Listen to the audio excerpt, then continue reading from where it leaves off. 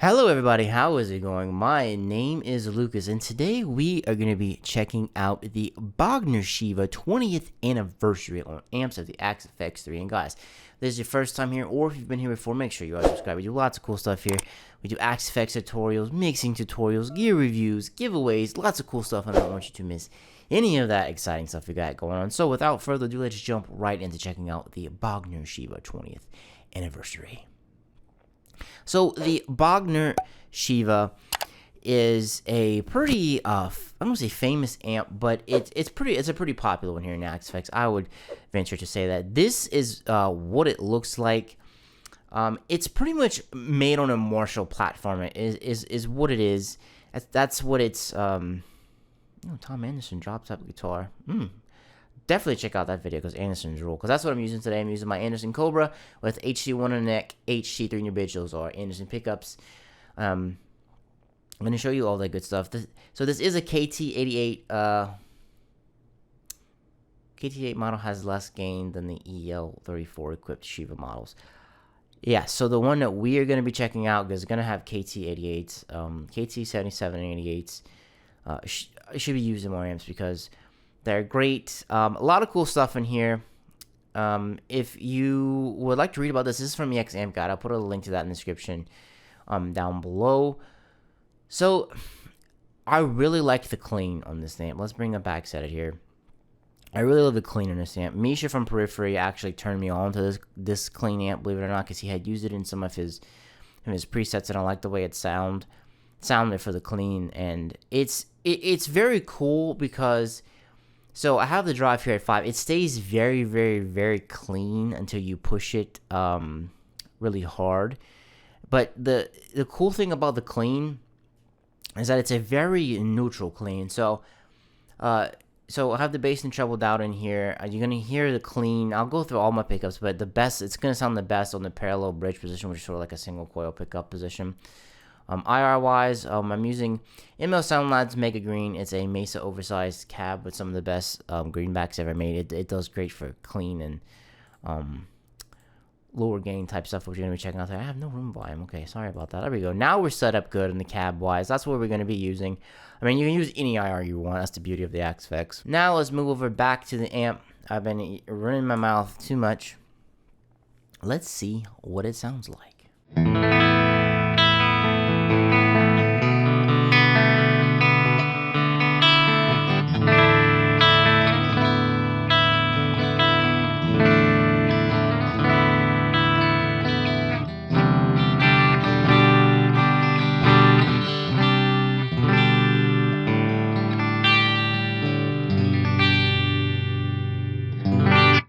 Probably have a little bit too much trouble in there. Let's jack that down a little bit.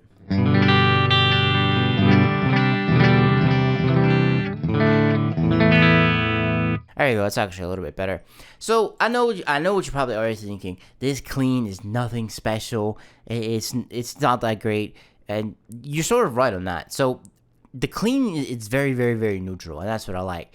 So what I mean by that is I didn't do it on here, but if you start adding like reverb and delay to it, that's kind of going to shift it a little bit, and it may make it a little brighter, may make it a little dull, but it's a very neutral platform, so you can kind of go anywhere with it, and that's why I like this clean. This clean and the Blue to High clean and the Blue Junior, those are some of like my favorite clean tones for the Axe FX. I mean, I'm sure a lot of people love the Fender stuff, but that is just what I gravitate towards. Let's push the drive a little bit and lower that. Let's see if we can get it to break up.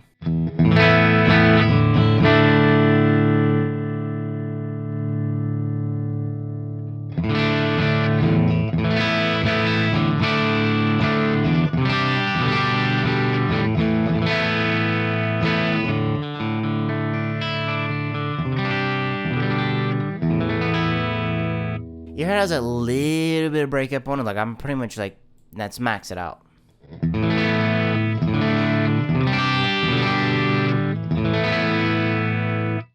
That little bit of breakup is absolutely perfect. You can still use that in your clean tone, and it helps it gel a little bit better when you're recording. So a little bit of dirt in your clean is not actually a bad thing. It can be a good thing.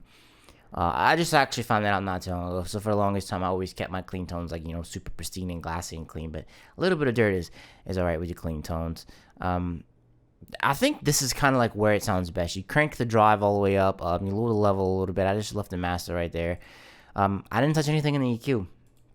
And that's how you know when things are really good. When you literally turn the knobs right here and you're good to go. And it sounds great. That's it for the clean tone. I know I probably spent a little bit more time than what a lot of people will like because, clean tones are lame. Blah, blah, blah, blah, blah. I don't even have the bright switch on. You didn't really need it. So let's move over to the lead side of things. We're still using the same cab. So this lead tone to me, it sounds a lot like a plexi. I kind of have it cranked up right here. Let's crank it down a little bit. And then I'll start on the bridge, cycle through the pickups, and we'll jam from there.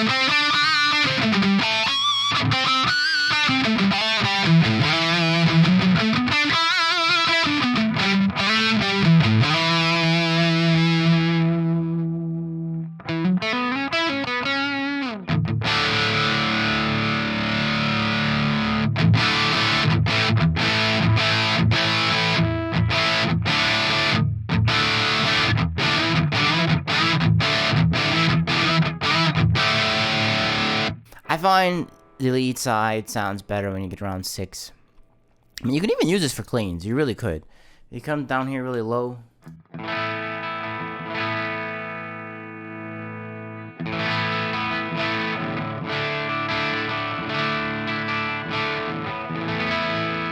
want that little bit of break up on it, but when you hit 6, it comes alive.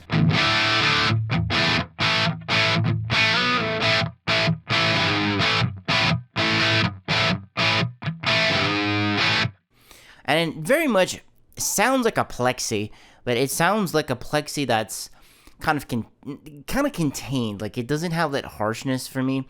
And another thing you have to realize about Bogners is that the way their pots are tempered, they're tempered to where, so if you're like right here, so 9 is kind of almost like, you're 3 steps back. So a 9 is almost like a 6 or a 5 on a Marshall per se. So you have to really crank the knobs to get what you want. That's just kind of how they are, because we're so used to everything sounding good around noon. So a lot of manufacturers temper their stuff to sound good around noon. It's not so much with Bogners. They're tempered to where, if you want a lot of trouble, you crank it. I just find it sounds better when you back it off.